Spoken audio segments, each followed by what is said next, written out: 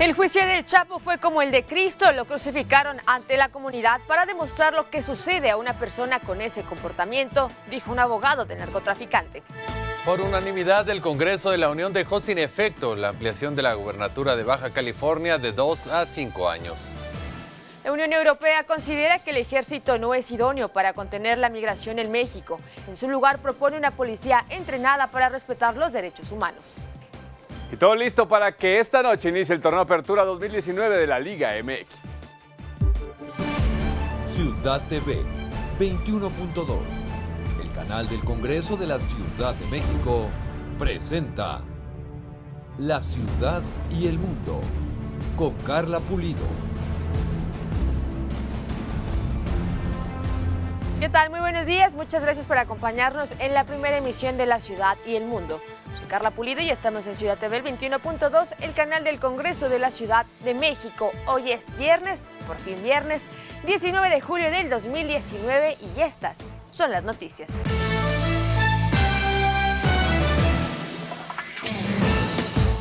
Fue detenido en Guerrero el general de brigada en retiro Sócrates Alfredo Herrera, exgerente de seguridad física de Pemex del 2016 al 2017, por los delitos de robo de combustible y delincuencia organizada.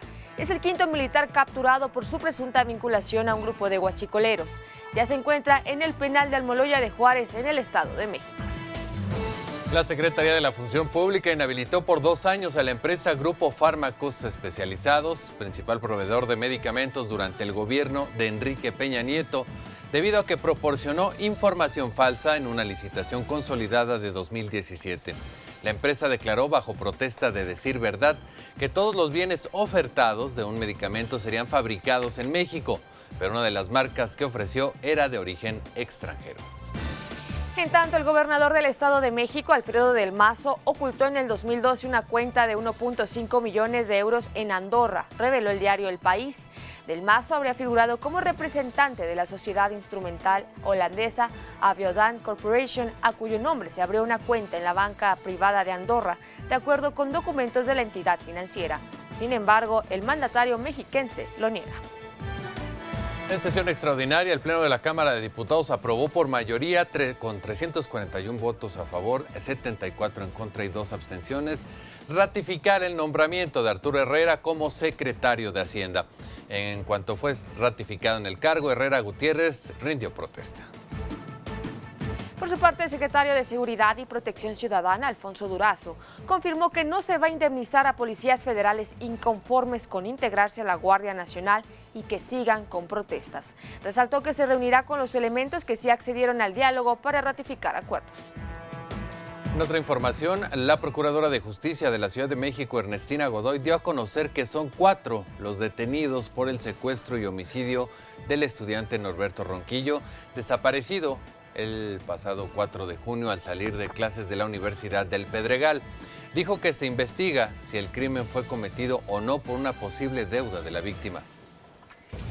Hago de su conocimiento que de las entrevistas con los imputados obtuvimos información relevante sobre la operación y participación de otras personas en este hecho. Destacan la ubicación de la casa de seguridad, la identidad de que fungió como negociador y el posible motivo del secuestro por una deuda que tenía la víctima. En otro tema, José Refugio Rodríguez, quien fuera abogado de Joaquín El Chapo Guzmán, hoy condenado a cadena perpetua en Estados Unidos, reveló que el narcotraficante no tiene una fortuna de 12.600 millones de dólares, como se asegura en la Unión Americana. Y en más de este caso, el presidente Andrés Manuel López Obrador negó que el Chapo se encuentra entre la lista de las personas más ricas del mundo, una valoración que explicó se hacía por razones políticas y publicitarias. De antes, los tiempos de la política neoliberal, se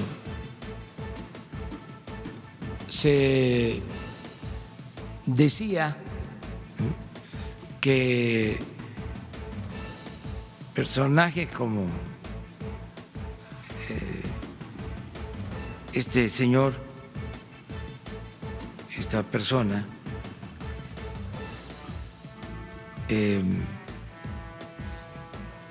estaba entre los más ricos del mundo y de México.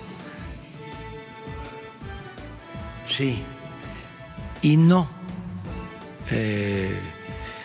obedecía, considero, a la realidad. Precisamente Andrés Manuel también señaló que su gobierno pugnará para que los recursos incautados a Guzmán Loera en Estados Unidos sean repatriados. Agregó que el encargado de esa tarea será el canciller Marcelo Ebrard. De los 12.600 millones de dólares. Gracias. Muy bien al abogado y dijo alguna cosa interesante, que en la confiscación de los bienes, en todo caso, es un asunto de justicia, esos recursos, esos bienes le corresponden a México, legalmente, y se va a revisar el asunto. O sea, estoy de acuerdo con lo que dijo el abogado, ¿sí? De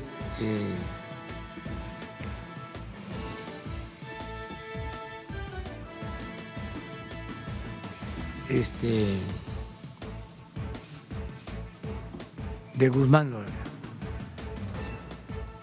Estoy de acuerdo con eso. Lo vamos a revisar.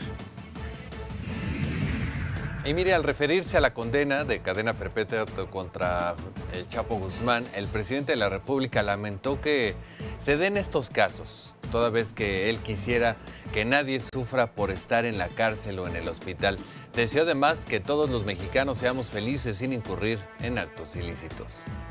Yo lamento mucho que se den estos casos. Yo no quiero que nadie esté en la cárcel, que nadie esté en un hospital, que nadie sufra.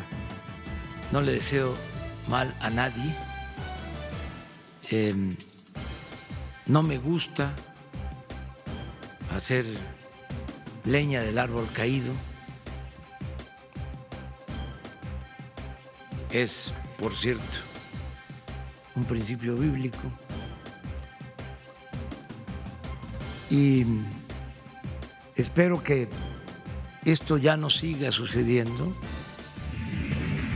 Y al hablar sobre las fortunas decomisadas a delincuentes, el presidente de México se refirió a la asegurada al empresario de origen chino y hoy preso Shen Li Yegong, que ascendía a 205 millones de dólares. López Obrador dijo haber ordenado una investigación para saber dónde quedó ese dinero. Mire, y el primero en levantar la mano y responder al presidente López Obrador fue el exmandatario Felipe Calderón, quien contestó que lo decomisado al empresario durante su sexenio se utilizó para construir 335 clínicas contra las adicciones. En tanto, el gobierno federal lanzó la cuarta subasta pública de bienes asegurados a la delincuencia organizada. En esta ocasión se venderán joyas extravagantes en Los Pinos el próximo domingo 28 de julio. Del remate se espera obtener entre 30 y 35 millones de pesos, recursos que serán entregados a municipios pobres de Michoacán. Y el gobierno federal hizo entrega de 42 millones de pesos a municipios pobres de la montaña de Guerrero con recursos obtenidos durante la subasta de inmuebles, estos inmuebles decomisados al crimen organizado. Estos recursos se destinarán a la construcción de caminos. Son 21 millones de pesos a cada uno de los dos municipios. Para alguno de ellos incluso puede representar 2 veces más de lo que se le da en un fondo que se le dio en 2017, de un fondo de fortalecimiento para su infraestructura. Pues estos recursos de 21 millones de pesos incluso pueden representar eso, el doble de lo que en 2017 se le dio para envía estos fondos que se tenían de fortalecimiento para la infraestructura municipal y estatal. En información internacional, se elevó a 33 el número de personas muertas y a 40 las heridas debido a un incendio aparentemente provocado por un hombre que esparció gasolina en un estudio de animación de la ciudad de Kioto, en Japón, al tiempo que gritó "mueran todos" antes de rociar el inmueble. Por su parte, el primer ministro de ese país oriental, Shinzo Abe, condenó el ataque y ofreció sus condolencias a las víctimas. Y preocupan a la Unión Europea los últimos cambios en la política migratoria del gobierno mexicano. Reprobó el uso de las Fuerzas Armadas para contener a los migrantes y criticó también el acuerdo con Estados Unidos de reducir el flujo de indocumentados en 45 días. La Cámara Europea planteó que una policía especializada se haga cargo de frenar el flujo de migrantes, pero respetando los derechos humanos y sobre todo la dignidad de estos. 6:11, momento de irnos a la información deportiva. Adelante, Jorge, buenos días. Muchas gracias, Carla. Alex, muy buenos días, amigos. Se terminó la espera. Hoy a las 19 horas, Puebla recibirá a Tijuana en el Estadio Cuauhtémoc, en lo que marcará la patada inicial del torneo Apertura 2019 de la Liga MX. La campaña anterior, los fronterizos hicieron arder la frontera y golearon 4-0 a los poblanos. Los dirigidos por José de Luis Sánchez Solá Chelis tuvieron su última victoria ante Xolos el 24 de julio del 2016, hace casi 3 años. La temporada anterior, los camoteros terminaron en 10º lugar y Tijuana en 8º. A las 21 horas, Atlas recibirá en el Estadio Jalisco a FC Juárez, y si bien el duelo no será en el Estadio Olímpico Benito Juárez, marcará el regreso del fútbol de primera división del cuadro fronterizo 8 años después de dejar la máxima categoría de nuestro balompié. FC Juárez podrá participar en la Liga MX gracias a que la franquicia de Lobos WAP fue adquirida y provocó que ahora tengamos 19 equipos en el torneo que inicia esta noche. Los rojinegros tendrán que hacer valer a sus nuevos refuerzos y cuidarse del tema porcentual, ya que esta podría tocar fondo con tan solo una derrota. Al momento se encuentra en el lugar 15 de la tabla de cocientes, un escalón debajo de los de Juárez, que padecerán el mismo problema.